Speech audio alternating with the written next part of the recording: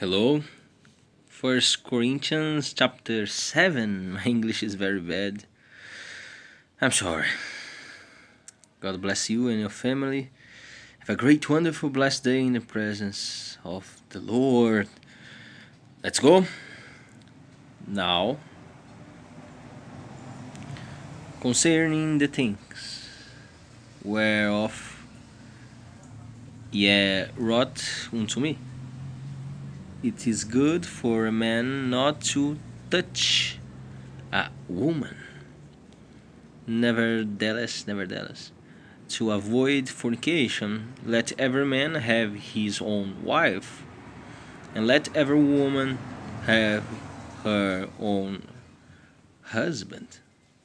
Let the husband render unto the wife due benevolence, and likewise also the wife unto the husband.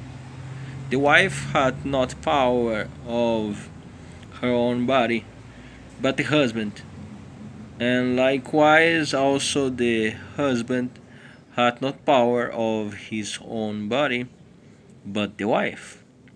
Defraud yet not on the another, except it be with consent for a time, that ye may give yourselves to fasting and prayer, and come together again, that Satan tempt you not for your incontinence.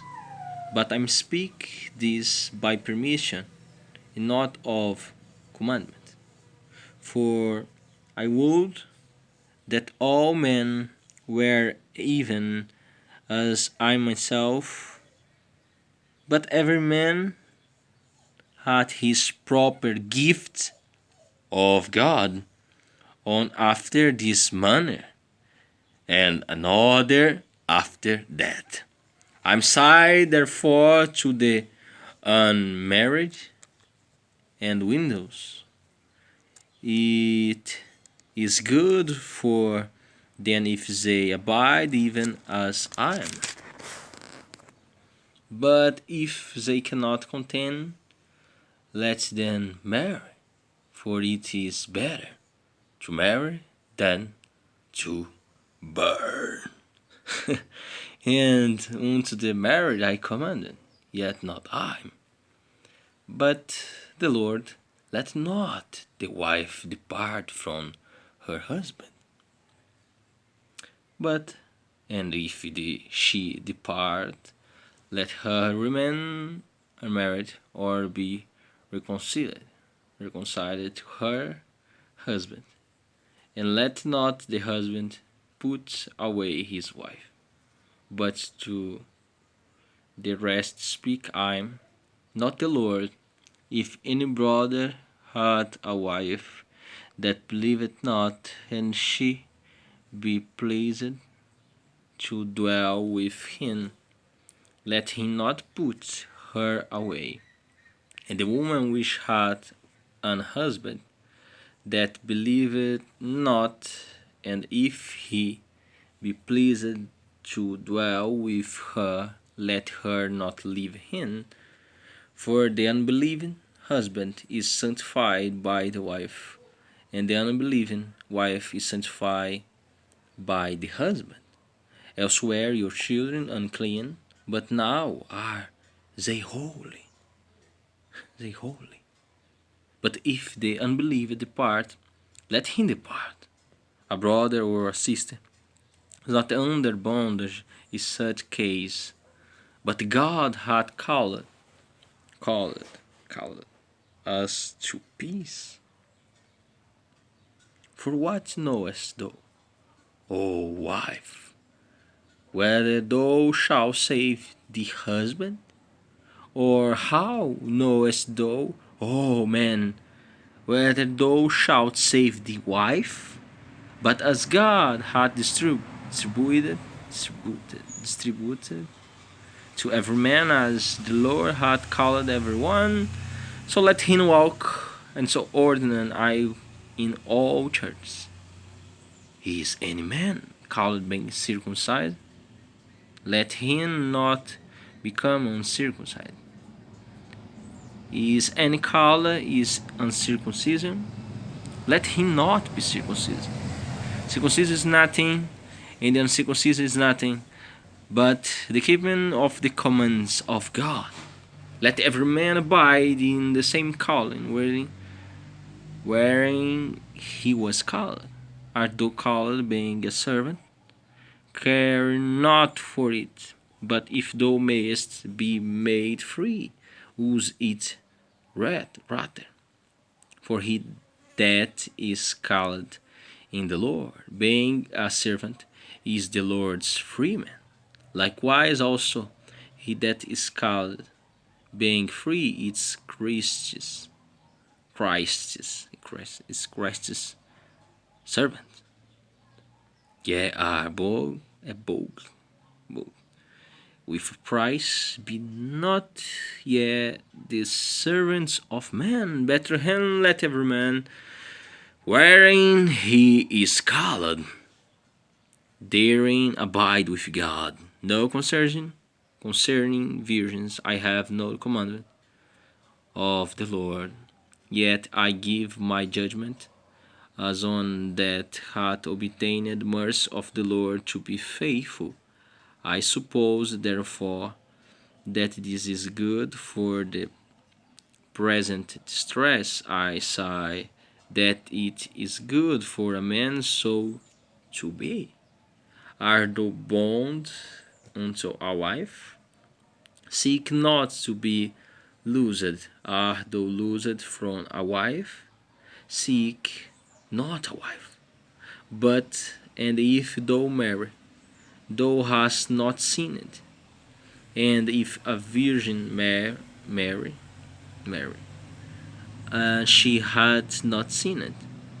Nevertheless, such shall have trouble in the flesh, but I spare you.